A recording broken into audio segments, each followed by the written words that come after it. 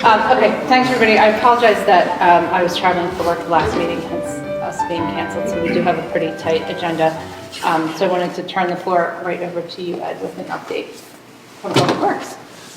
Okay, thank you. The first item is the brush pickup is being reviewed to see if there's alternative days. Right now, it does not look hopeful. So for right now, at least through January, it's still going to be on Saturdays. And I appreciate that. That came from a question a lot of folks had, including in my own household, was we're not increasing brush pickup, but when it's first thing Saturday morning, it doesn't give folks time to clean their yards. And then particularly if you don't have a garage where you can do it the week before and house it someplace dry, it's an issue. So there were a bunch of questions to say, could we push it to a Monday or Tuesday? So that's what you're looking into. We're still looking. Christmas tree collection will be the 12th, 19th, and the 26th of January this year. And the last thing I had was I wanted to thank the Shade Tree Commission. They planted 18 trees this fall. Since 2015, they planted 120 trees. Yay, even better. I'm sorry, what is that, 120 trees. Wow. It's a lot of trees. So, thank the Shade Tree Commission. Thank you, Bob. Thank you, And Rob. thank you, Fred. And Fred. And Rick. And Rick. And Carson. And Jim Spear. And Jim Spear. And Steve Drico. Yes, Steve Rico. That's great. Thank you. Okay, Sean, can I ask it to pass it to you and ask you for two specific updates aside from whatever you want to talk about? It's just the Windsor Ave update, and then the state of our sidewalks. I emailed you a question about how do we regulate and maintain sidewalks that you were going to briefly address first. Yeah, we should be having a public meeting on a date to be determined sometime in late January, early February with our traffic engineer firm, McMahon and Associates, and our project manager, John Urich, will be leading that conversation with the public about how you all use and experience Windsor Avenue between North Wynwood Avenue and Iona Avenues. So we want to hear conversations about what it's like to wait for the school bus. We want to hear conversations about what it is to drive on the street, what intersections work, what intersections don't work so well. What's it like getting to the park? What's it like getting to the library? What crosswalks work really well, which don't? We want to hear all those issues and surface all those issues so that we can have a rational plan moving forward instead of just going out and repaving the street as is. And once we've considered those options, then we'll invest in repaving Windsor Avenue according to the plan that council and the public will have input on. So that's the 20,000 foot view of what's going to happen over the next 90 days, 90 to 120 days. So stay tuned to the borough's website and sign up for the borough's email on the borough's website for the most up-to-date information. We'll send everything out on a weekly basis when those meetings are going to happen and who we would like to attend and what sorts of information we'll be looking for. Thanks, and we'll definitely ask the Civic Association if they could stream the public meeting as well. That'd be fantastic. And then the next question is, Fred Bush had actually emailed us in Public Works to say, how do we regulate safe sidewalks? Whether it's safe for walkability or for wheels or for bikes.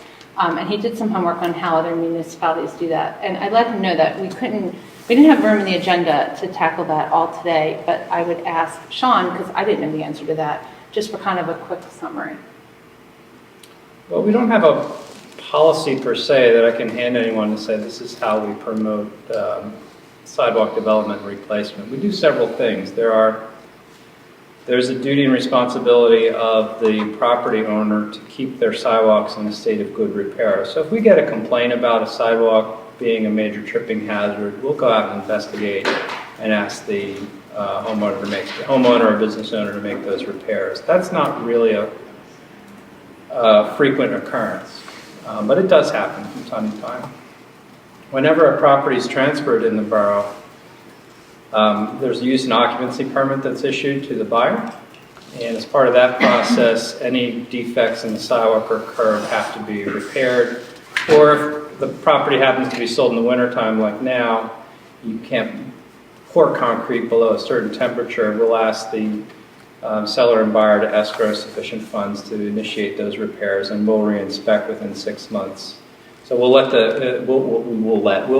issue a temporary use and occupancy permit to the buyer, and we'll go and re-inspect that property and make sure the sidewalk repairs have been made in that time frame. And the temporary use and occupancy permit expires after 180 days. So we'll go out and check. We think that's adequate time for the weather to warm up, no matter when you started and when you sold the house, to get back out there and fix whatever defects. And not every home that goes to sale has defects. Right. Yeah, it's less than 50%, I'd say. I don't have a hard data number on that, but we could develop that if need be. So we have standards on how to construct, standards on how to maintain. We enforce good state of repair and maintenance at point of sale, and we transfer about 70 properties per year, and there's 1,400 properties in the borough. So if a different property changes every, what is that? Someone help me with the quick math. It's 200 years. We'll get new sidewalks. Across the board. Am I doing my math right? I don't think I am. 20 years? 20 years? 20 years. No. No, that's not going to work if it's 20 years, thank you, yeah, thank you. Which, concrete lasts a long time, so that if the sidewalks are repaired correctly and every property changes hands in 20 years, you'd have a whole new repaired sidewalk network in the borough. They need to be minimum 4 feet wide, and the curb is 6-inch wide in residential areas. We understand that's not ADA compliant. It's just one of the realities of Narberth, that it's not a place where you can push a stroller down the street, a double wide stroller, and still get someone past you. It's just the fact of our geography right now. And if we were going to make any changes to that, we'll have to consider probably moving into the cartway to do that. And that's a major shift of policy. So I don't know if that's anything we're going to entertain in the short term. Did I cover everything I sent to you in my reply? Because I'm You did, tracking. and I think that we could talk about this again, particularly because in the UCC, we did talk about, we have the idea that you have to have snow removal, so there's passage, and then how do we address plants and bushes? So Well- sidewalks are coming back around in the conversation. The ordinance you reference is on our books presently, streets and sidewalks. So yes, within 24 hours of snowfall, get out there, clean your sidewalks off, get the snow and ice off, get some salt down. That is an ordinance that's been on the books for a while. And we had talked about, though, how do we do plants and bushes that make it impassable? Yeah, and I think that'll be an easy fix in the early part of 19, to introduce a little bit of legislation that'll address that issue coming into the growing season. sorry. Thanks. Anything else for the good of the committee? Oh, I forgot the other most important thing too. We do with sidewalks from time to time, and I do want this to become part of our normal routine in our conversation through our capital plan. We do go out and proactively seek funding to get dollars into the borough to rebuild sections of our pedestrian network.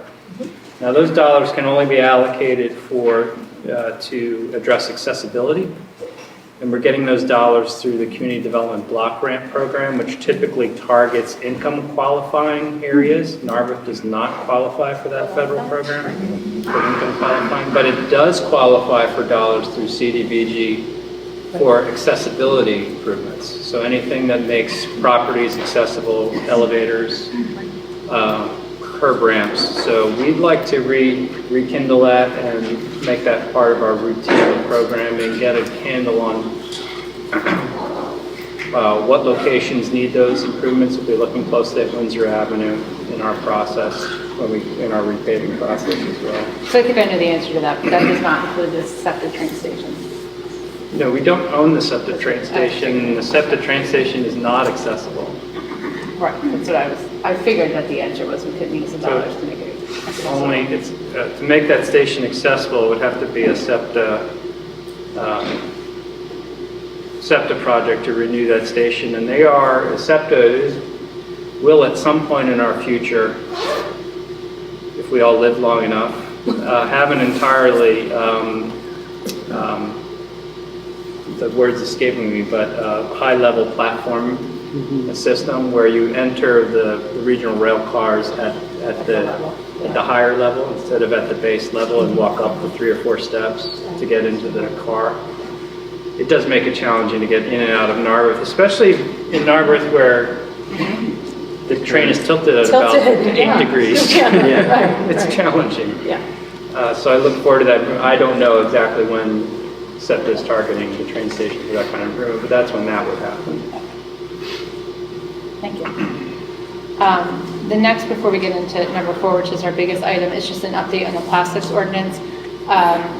Thank you to Rob and Jesse Lytle, who created just kind of an FAQ of questions that businesses may have, particularly because those are the most impacted on both the straw and the bag ordinance. So the sheet has been posted on our webpage. It has been emailed via the Narberth Business Association. The Narberth Civic Association got a copy of it. And then I will just be walking around and hand delivering a copy to each business. So there should be multiple points in which folks just have a quick summary if they don't want to read through that dense ordinance. Any questions? Okay, then our next agenda item is to talk about methods to support increased density. We potentially have lots of new neighbors moving into the borough, and I think Aaron did a fabulous job on Monday night, really explaining what council can control and what council cannot control, the role of the years of work done by both the Montgomery County Planning Commission and the Narberth Planning Commission. And I think it's exciting, the prospect of having some new life and volunteers and neighbors. And from our Committee on Public Works, I think there are 2 things that we can do to manage some increase in folks. The first is using the data from the parking study and think about how we can use policy to change transportation behavior. And one other part of the conversations is, so you have this residential program, you have this residential house. These will be people that are going to self-select, knowing that there is 1 car per complex, per apartment complex. So folks need to understand that they are not going to be eligible to have a residential sticker, right? There's meters outside on Windsor Avenue. These new neighbors will not be eligible for a parking sticker.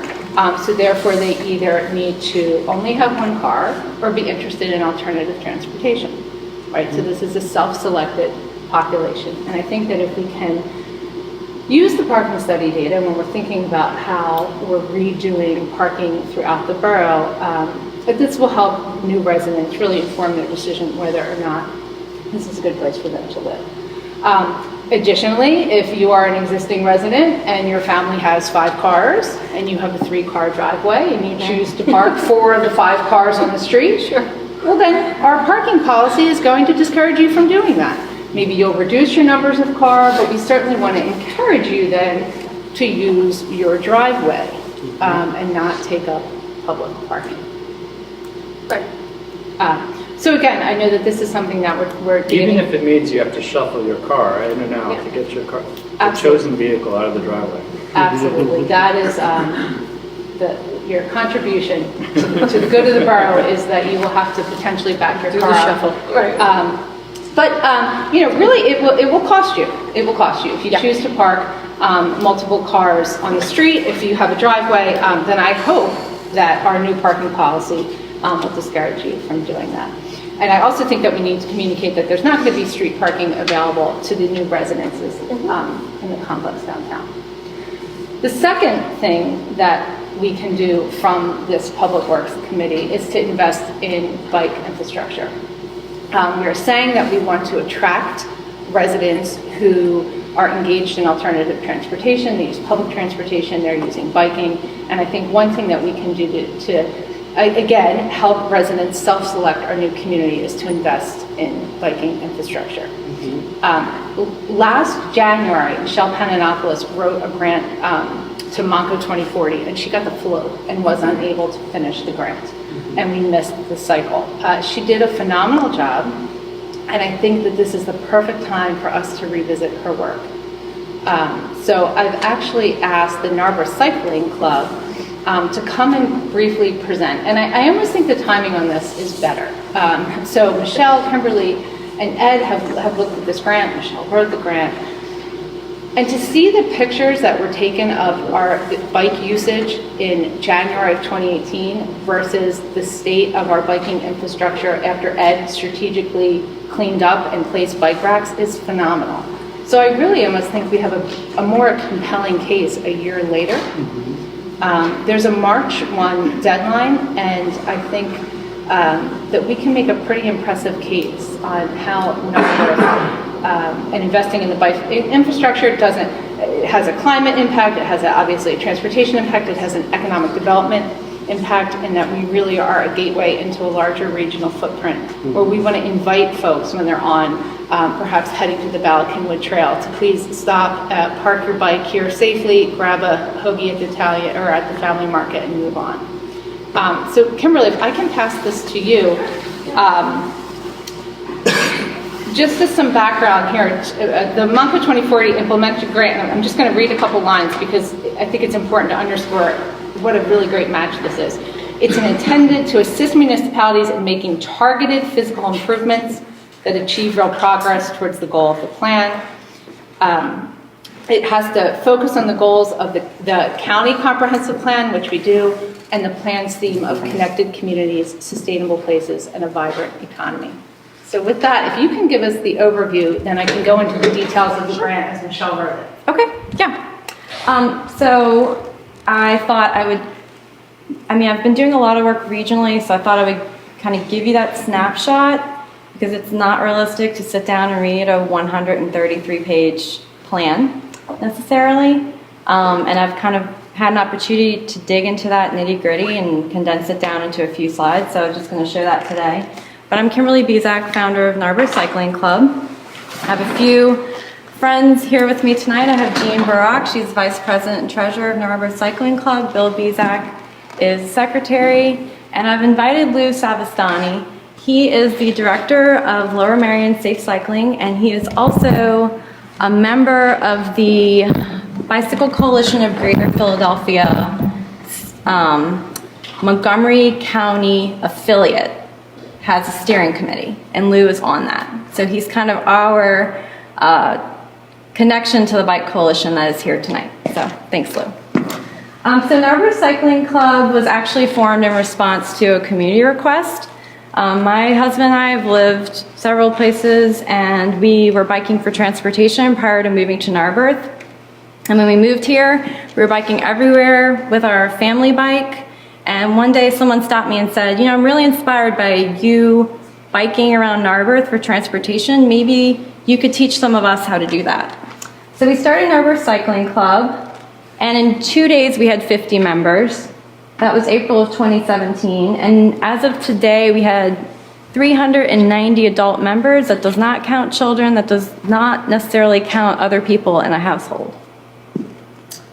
So, Narberth Cycling Club is a very unique club in that it doesn't really, you're imagining Lycra crew, which is what most traditional clubs are about, but we are very inclusive.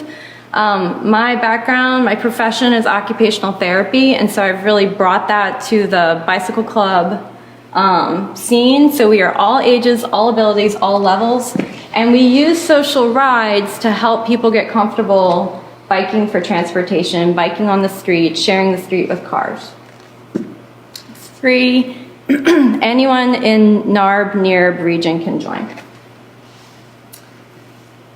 So again, I was saying that we do social rides to increase comfort on the street. This is a picture from our Halloween ride this year. We had 100 people show up. And we did a ride through Narberth streets. We had little 5-year-olds up to 70-year-olds on bikes. And again, riding in that group, you're getting really comfortable on the street, safety in numbers, but you're learning how to navigate the streets, road etiquette, that type of thing. Something we do every week is called Bike to Groceries. Again, with that biking for transportation focus, we have a pretty regular crew that meets me every Monday morning at 9:30 at Station Circle, and we bike to Trader Joe's.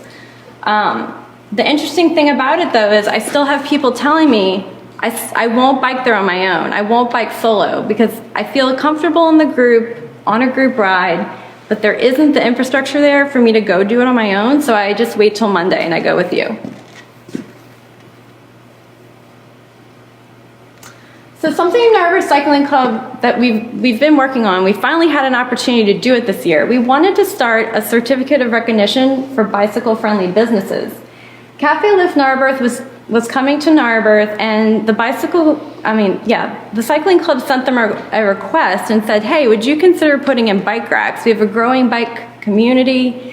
People would definitely bike to your restaurant. In 2 days, they had bike racks. It was amazing. It was totally an example of if you build it, they will come. Even in the winter, when I'm heading past there, I see bikes there, so it's really exciting. Just a couple other things that the Narberth Cycling Club has done to promote bicycle culture in the community. We run the bike valet parking at Narberth Day. So this is an example of kind of in the midst of the action. We had way more people bike to Narberth Day than we were anticipating. So again, it's that if you build it, they will come mindset. We also, every year at NARB Earth Day, we do a pop-up protected bike lane demonstration. And it's really exciting when people come down and they try bikes riding on the street. A lot of them will say, I've never rode a bike on the street before, but I'm trying it today. And it's really amazing the difference you feel with just a little bit of a barrier. Just to follow up on what Cindy said a few minutes ago, last year, Michelle had captured some photos, and actually I don't have any, but the Station Circle train station bike racks were essentially empty this time of the year. And this year I've had an opportunity to go down there 3 times and take a picture. Oh, you have the empty ones. Yeah, I had an opportunity to go down and take pictures, and these are 3 different dates, and the bike racks are overflowing. I have people sending me messages through the cycling club saying, I'm actually worried I'm going to bike down there and I can't find a place to park my bike. So there's another day. And thanks to Ed, again, for refurbishing those racks. I've heard really good response to that. So again, that's kind of our hyper-local advocacy. Just to talk about a little bit about our regional advocacy. So the Montgomery County Planning Commission decided we want to start focusing on biking for transportation at the county level. So they started working on a countywide plan, and they formed a steering committee. And I was invited to join the steering committee to represent Narberth on behalf of Narberth Cycling Club. So I had an opportunity to really, to literally put Narberth on the map, on the biking map for the plan, and to connect with a lot of the regional organizations and leaders. Again, the Bike Coalition was it's our regional advocacy for biking. I've had an opportunity to collaborate with them. Last year, they launched a new program called the Task Initiative. It's technical assistance to connect suburban communities to the trail network. So I applied on behalf of Narberth Cycling Club for Narberth, and they actually selected Narberth Borough as the pilot for their new project. The interesting thing about the TASK program is a year ago when we were sitting around having a conversation about how to connect Narberth to the Kinwood Heritage Trail, that conversation was so fruitful, it's now evolved to the point where now Wynwood and Ardmore and beyond want to get connected to the same route. So the conversation's evolving, it's still moving along, but now I'm really hopeful that we'll be connecting even more communities via a shared route. And actually, this is kind of a tentative route, but again, it's very much in flux. I'm sorry I don't have a slide on here. Okay, real quick, at the national level, so in 2016, based on demand, the U.S. Department of Transportation was hearing from a lot of smaller towns that there's not a lot of guidance out there to create bike infrastructure in our small town. All they have out there is guidance for large cities. So in response, the Department of Transportation created this guide for small town and rural bike networks. So that's a resource out there. AARP, again, in the context of their Livable Communities initiative, they're really pushing bicycling for transportation right now. And of their of their recommendations for simple ways to make a bicycle-friendly community, they're saying provide convenient, attractive bicycle parking and create routes. And again, if you build it, they will come. Septa, we were talking about Septa a minute ago. They are really starting to push for biking to transit. They don't like the, what is it, the kiss and go? I can't remember the name of it. When you drop your kiss and run. Yeah. When you drop your honey off at the train station with your car and then you go. They're really trying to move away from that. They're also trying to move away from the regional rail parking lots. They want to encourage people within a couple of miles of the transit station to bike there, lock up, and get on the train. And they started this push in 2015. The circuit trails, Narberth actually passed a resolution last fall to sign on in support of the circuit trails. That's a network of 814 miles when it's completed. It's going to be an off-road transportation bicycle network. So if we can get ourselves to the Kenwood Heritage Trail, we'll have 814 miles of biking available car-free. There's a lot of talk about Media Borough as kind of our sister borough in the area. Media has been taking some big steps towards sustainability and alternative transportation. This is just a map of their bicycle network that they published in 2016. So they're a couple years ahead of us, but again, they're thinking very much along the same lines. Okay, Bike Monco. So Bike Monco, the interesting thing, they went to the jury pool and they had a captive audience and they handed out their survey. So they got a very diverse group of county residents. It wasn't just the biking club crew. And about 3,000 responses. And what they found, I'll just kind of break this down to what I'm seeing. They found that 78% of people that are interested in riding are untapped potential because they want bike facilities to get on the road and bike. So you're only seeing about 15% of people biking without infrastructure, and you have an untapped potential of 78%. Again, these are barriers to biking, and if you look down low, lack of bicycle lanes, 70% of people that answered the survey cited that as the barrier. Facilities to encourage biking, again, many of these are levels of bicycle infrastructure, but just designating a bike lane on a roadway, 67%. Their goals, connecting communities to support bicycling as transportation, expanding bicycling opportunities for everyone. So their rule of thumb is 8 to 80-year-olds, and that's definitely like the national thinking around this. If an 8-year-old feels comfortable getting on their bike with their friend and biking down to ice cream, or an 80-year-old feels comfortable getting on a bike or a trike and biking down to get something from American Family, then you know you're doing it right, is the thinking there. Ensure bicycling is safe. Support education and enforcement efforts. This is the CAR campaign. So just making sure that drivers and bikes are aware of what the rights to the road are, the whole share the road, may use full lane initiatives. Again, the Bike Montgomery County wants to promote bicycling as a healthy and sustainable way to travel. They're really pushing this right now at the county level with this Bike Monco initiative. And to create and nurture county bicycling industry.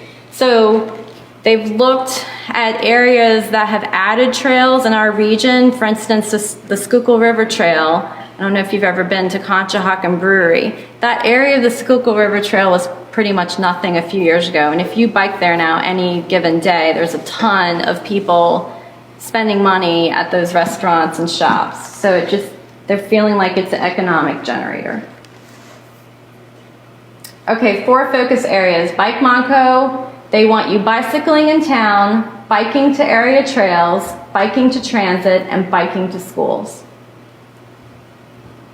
The reason I have this on here is I was tickled to see that they call out Narberth specifically in the plan as Narberth and Ambler. They realized of all the boroughs in the county, Narberth and Ambler were particularly unique for bicycle-friendly potential. So I thought that was great. Okay, so Bike Montgomery plan, this is a really focused-in view of the huge county map. But this gives you an idea of what they're identifying in our area. So Bowman, Haverford, all the way from Montgomery to Wynwood. And then this is Narberth Avenue, Marion Road. Okay, so that just gives you an idea of what they're seeing as priority connections for regional bike transportation. The reason Narberth Avenue is blue but highlighted yellow is they are identifying Narberth Avenue as the step one to rolling out their plan. The reason why they picked Narberth Avenue is the connection to schools. So you're connecting Penn Valley, Welsh Valley, St. Margaret's, and Marion School. But also just the fact that you're connecting all those near communities to our downtown. So that's why they've identified Narberth Avenue specifically in yellow. Roadway type for Narberth Avenue, the dark blue up top. The second one is Narberth Avenue. So bike lane, bike boulevard, or sharrows. And then Haverford, again, some type of bike lane treatment. Okay. So just thinking about the big picture for Narberth. The borough supporting and promoting transportation equity is a big thing. The big trend right now in U.S. transportation planning is transportation equity and making sure that no matter what mode of transportation that people choose to use, that it's equitable, that everyone gets their fair share. So that's a really big push right now. And just through the sustainability angle, promoting the alternative modes of transportation. So what I see as kind of the big picture right now for Narberth is synthesizing Bike Montgomery County recommendations with Bike Narberth, which was a plan completed in 2006. It's a really great plan. This is the network that they proposed back then. And the borough parking study. What Cindy said earlier, that these recommendations came out a year ago, and there's an entire memo in the back of the plan, and there's a whole section dedicated to the fact that if we spend some time focusing on improving bicycling conditions in the borough, it will ease the parking burden. So I think just synthesizing all of these into a plan really will help us tap into that 78% untapped potential, the curious but cautious crew that still waits to go on the group rides but won't ride to Whole Foods on their own, that crew. Sorry. I'm sorry, this is a figure from the parking study. Again, it's showing a very similar, pretty much an exact recommendation that the 2006 plan had as far as the proposed route and bicycle parking. And this was actually something that my husband had sketched up before we even saw the Bike Narberth plan, and what struck me about it is it's pretty much what's in the Bike Narberth plan. Okay, so talking about types of treatments that could work in Narberth, again, this is something called a super sharrow. So in a lot of small towns that have narrow streets like ours, where you can't dedicate an actual lane as a bike lane, they do something called a super sharrow. The nice thing about it is it defines a space for bikes.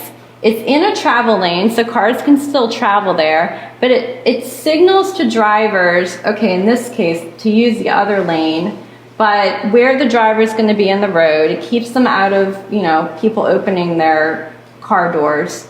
So again, it just kind of defines a space for everyone using the road. This is a couple other examples of super sharrows.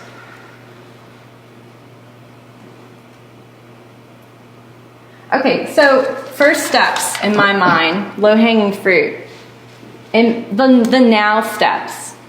So Narberth has the newly formed EAC, and based on my reading lately, something that I've seen other EACs tackle is a sustainable events policy. And within that sustainable events policy, they create like a checklist item that to do an event, you need to provide the bike parking for free. It needs to be monitored. And again, I think just from showing the success that we've had at Narberth Day, it might be nice to see something like that explored by the EAC, some type of sustainable events policy. I think that's a now, like fruit on the ground, not even low-hanging fruit. The other thing, so I know you guys know that Lower Merion is currently in a draft version of their update to the zoning code. And something that their zoning code is I was particularly impressed about is that they are putting minimum bicycle parking standards in their zoning code for new development. So this just gives a snapshot of what Lower Merion has settled on, and actually I think it's a really nice recommendation. So again, I think that's one of those now things that, you know, if you were to address something first, I think that would be really great with the new development coming. As far as the grant low-hanging fruit, for the grant focus, this is an on-street bike corral. And with the parking study recommending some mid-block bike parking, one thing I've noticed when I'm trying to park my bike downtown is the streets do get a little narrow, and when I'm parking my cargo bike on the sidewalk, it takes up a lot of space. What some towns do in this situation when they have, you know, a narrow sidewalk or they don't want to encroach too much on the sidewalk space, they take one parking spot and they dedicate it as a bike parking corral. This particular one parks 10 bikes. I've seen some that park 12 bikes in the space of one car parking spot. So I was just showing an example of one of those for potentially for downtown, you know, maybe in that space by McShay's or something like that. This is the sidewalk view of the corral. Another thing that I think would be great to see approached in the grant would be stairwell bike ramps. And I'm imagining this at the train station. I understand we have the accessibility issues with wheelchair and stroller access, but this would be a way to allow folks coming from the south side that want to travel by bike but not necessarily go over the bridge. They could walk their bike down the ramp into the tunnel, up the ramp, out the tunnel. And again, it would just create improved access for more people that are traveling from the south side to the north side or back. A bike fix-it station, sorry about that. So just envisioning Station Circle and kind of transforming it, not just as a train station, but a transportation hub for alternative transportation. This is a repair station for bikes. It has all the bike tools, it has an air pump, and again, our tiny little houses in Narberth, it's kind of silly for us to all stock bike tools and all stock bike pumps. Something like this, I've seen them on Haverford College campus, and I know they're really popular there. And again, Haverford College is one of those areas where you have a lot of density with students and housing and apartment buildings nearby. And I've talked to Jesse Lytle, who's affiliated with Haverford College. He said that this gets a ton of use. I just think something like this in the Station Circle area would really signal the bike-friendly aspect. And when you get the people coming in exploring on the weekend from the Kinwood Trail, it would give them an opportunity to, you know, add a little air or something like that. Bike parking facility. This is actually from the 2006 Bike Narberth plan. And if anything, I feel like these recommendations have had a lot of longevity. These are the same places that I would recommend bike racks now. Sabine Park, Narbrook Park, sorry about that, the library, Borough Hall, the train station, maybe have a conversation with St. Margaret's. These are in the very back of the Bike Narbrook plan. And I had sent this a while back, but this is just a nice little 12-page guide that really helps kind of highlight the best bike parking depending on the situation. If it's a short-term situation or a long-term situation, they give really good recommendations in here. And again, with Narberth, I'm not sure what the future holds, what you guys plan to do with our kind of hodgepodge of one-way streets and do not enters and such right now. But one thing I've seen a lot when I'm, at different places I've lived is even on streets where you have one-way traffic for drivers of cars, they do allow bikes, when you see this signage, they do allow bikes to travel up that street. It's called contraflow. One area that comes to mind right now is Sabine Park. There's really no way to safely get there on a bike unless you kind of do a little illegal maneuver going the wrong way. So this is just a thought. And that's it. Thanks. Thank you. Appreciate it. Thank you. That's really helpful. Thank you. I asked Emily to come just to give us the regional perspective too. And I think you definitely demonstrated a cultural shift and a momentum. Well, I would like to say clearly, it's an idea that's across the county, and we know the Bigfoot next door is Laura Marion, sorry, and that that they've been working on this. But I want to say it's more than a handful of bikes or a handful of people in our community. It certainly is more than a handful of your ideas or our ideas, and it seems to be rather a movement. And so when we have those moments where maybe one, and I'm just going to relay it to athletics for just a second, not like I'm a big fan of that, but anyway, but when you respond, like when the community responds, like lacrosse became big, we changed the fields. Rugby became big, we changed the schedule and did the fields. Biking is big, we're going to have to adapt and move those pieces together. So thank you for doing it. I really appreciate the presentation. Yeah. Thank you. And to that point, Gigi, actually, the new grant specifically says the focus categories will remain the same as last year, and I'm quoting this, but note that the newly adopted Bike Monco plan will consider any bike mobility projects consistent with the county's plan, with the focus of Walk Monco, Bike Monco, and supporting downtowns and community destinations, which was really important to see that we have been really named one of these. Yes. That's great.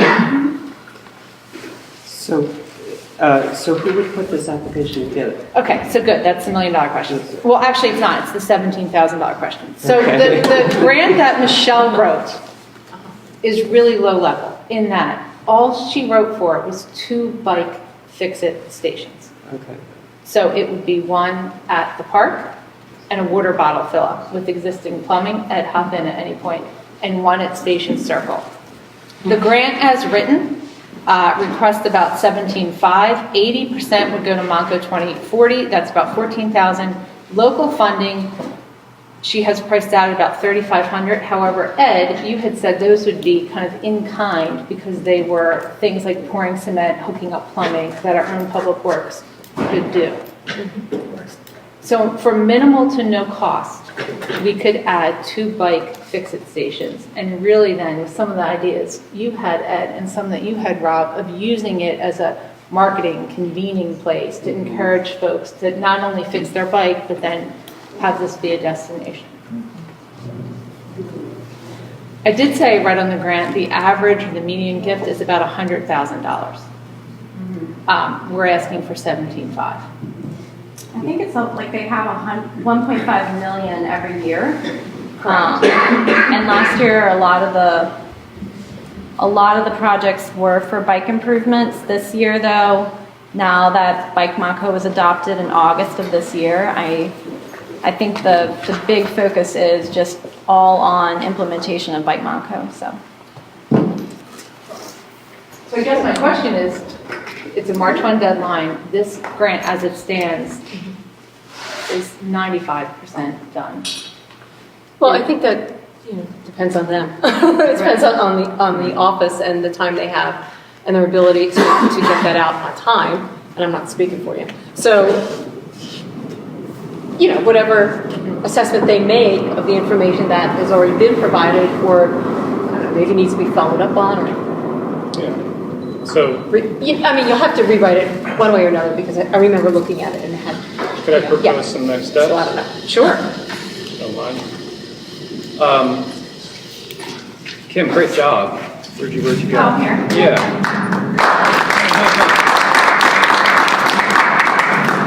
Thanks for serving on the Bike Monco plan, going back to my old employer's office and sitting through probably hours of droning planners talking about boring things.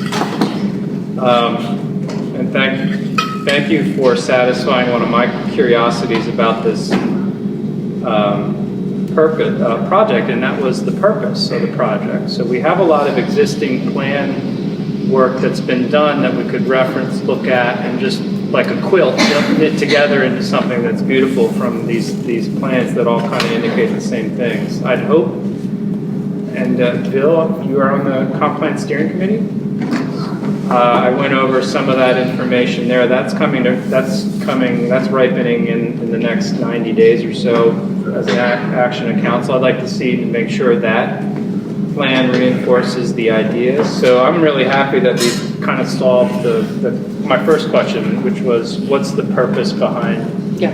Have we done the planning work? It looks like we've had a lot of. It looks like we've had a lot of partnerships with the planning work, which is very good. So the next question becomes the details, and I don't know anything about the details. I did review the application that was given to me last year by Michelle. It was probably, in terms of completion, I probably would put it at about 20%.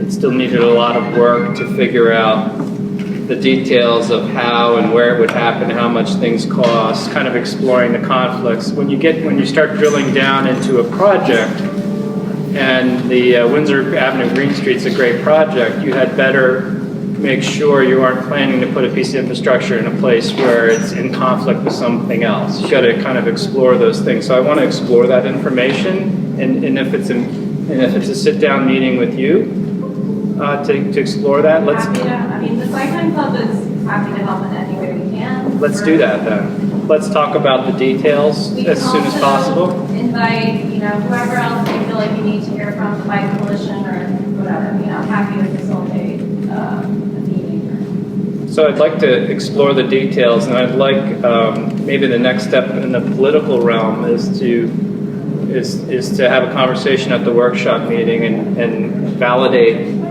the process with the majority of council. If there's 4 members of council who are behind it, what generally it means, while we're concurrently working out the details. Maybe the details already have been worked out. I haven't seen anything since last year's grant application, which we got too close to the deadline with not enough variables solved. And we aren't, myself and Ed and Matt and John Gallagher and Christina and Michelle, we aren't bike infrastructure experts. We're not going to be able to connect dots as quickly as somebody who does it professionally, like Bob Thomas from Campbell Thomas and Company, or Allison Cohen, who runs a bike share program, or maybe there's expertise in the organization that we can leverage.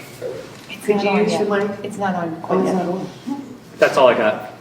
Okay, so I know we are coming on time, but if I could call upon, not to point at you and put you on the spot, Lou, but Lou, Kimberly, Jean, your expertise and facilitate a meeting. I know, Ed, you had looked at the grant, and we're able to do a lot of the things that when we didn't have you, there just wasn't anyone to sit down and do that. And I'll ask Aaron if we can get this on the workshop agenda. Definitely, yeah. Make sense? Okay. Thank you very much. Thank you, Kimberly. Just a quick comment. Excuse me, since there is no mic, could we speak louder? Sure. I do have our 5th agenda item. I did ask the EAC in their new committee role if there were any suggestions or advice that they could give towards public works. And number 6, in the last couple minutes, we just have room for public comment. Unless anybody has. Rob? Let's see. Oh, I'll start in front. Bill, then Amy. Bill B. Zach, 237 Dudley Avenue. I just want to kind of reinforce kind of the first two laying on the ground fruit points that Kimberly made, so they don't get lost. I mean, super easy to do is because I think there's talk of putting together a policy for events, applying for some type of permitting process for events or festivals downtown. Super easy as part of that policy to require temporary bike parking, make sure it's advertised, just to, one, encourage people to bike to that event, and hopefully when you get people biking to that event, they realize how easy, convenient, fun it is to do.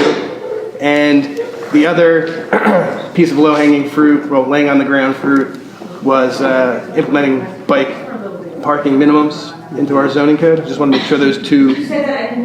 Bike parking minimums for new development. I just wanted to make sure those 2 points didn't get lost in the bigger picture. Thank you. Amy? Yeah, just as one of the people that fits Kimberly's description of the timid biker that's really trying and really intimidated by biking in traffic, I just want to speak up as a citizen to say I'm very excited about this. And there was another thought that was at the end of that. And it's gone. Email us if you think. I will email you. Any other public comment? Hi, you can state your name and address. It's more of a question. What is the time frame on this? Like when would a meeting be planned? What is it to be at the next council meeting, 6 council meetings from now? I'm sorry, can you state your name and address? I'm Cindy Rothman from the north side. She'll understand what that means. So, I just want to know what the time frame is. Is The it time frame for the winter quarter or the biking grant? both? So the winter quarter conversation, we hope to have that public meeting in the end of January. I'm sorry, I don't know. It's okay. It's not, At the end of January with the traffic engineers, and we will publicize that, have this in this room, we'll invite the NCA to film it for folks that can't be here. So look for that at the end of January. Okay. The Bike Monco grant is due March 1st. So I will quickly convene the experts and the office to see how can we adjust the grant that it's written as is. That's 20% written. Well, I assessed it a much higher, so we'll have to see how it is. 90 and 20. Right, 90 and 20, let's say 50. And additionally, ask the question of should we expand that grant given the shift in the community and the focus on the grant? And I don't know the answer to that, but I can coordinate the meeting of those folks. And I hope to do that. Yeah, quick. Thank you. Judy Watman, 120 Elmwood Avenue. Any thought to bike share as part of this grant? Because for those of us who don't have bikes anymore, I would love to ride a bike again, but I'm not going to go out and buy one. You know, it's so funny you said that, Judy. When I was looking through the historic documents on the bike Narberth, Charlie Cilio put in a bike sharing grant years ago. Yep, we sure did. And it didn't go anywhere. Nowhere. But now that you said this, I would love it. You're not the only, somebody asked me about a car share too. Can we put a car share? So That's a little hard. the car shares, but we will look into it. I'm sorry? We did have a car share for a few years. We might have been ahead of the time though. I love the idea. I just think in this moment, I know Gigi was really like talking about bike share when I got here, and I love that. But I think it might be cart before horse, and if we can get the infrastructure in place, then the bike share will boom. But without it, it might just kind of smother out. That's kind of my thought. I love it though. Thank you. Sorry. Okay, anybody else? Fred? Yeah, so I'm another one of those timid bikers, and I have to tell you, the thing that would make me most likely to be out there a lot is bike markings on the streets or protected bike lanes. I know that's not low-hanging fruit, but I definitely urge you to keep it in mind for all future road projects, because that's really what would get me out there a lot right now. So, I agree. And I could take, Amy, you thought of it. Yeah, just because I have been following this because I hope to be biking more. And the one thing that I've seen absolutely consistently in all of the studies is that the communities that have good bike infrastructure, it's just way easier for the people who are driving. There are fewer cars on the street, there's less congestion, and the people who need to drive are very much advantaged. And so I think that might be something that we want to make clear as we're going forward with this, that it actually does, that there are people who want to drive and need to drive, and that becomes much more comfortable when the people that want to bike are able to. I think that's a great point. Thank you. Just for the matter of time, I'll close public comment and just ask if anybody has any additional comments or questions, and please feel free to email me.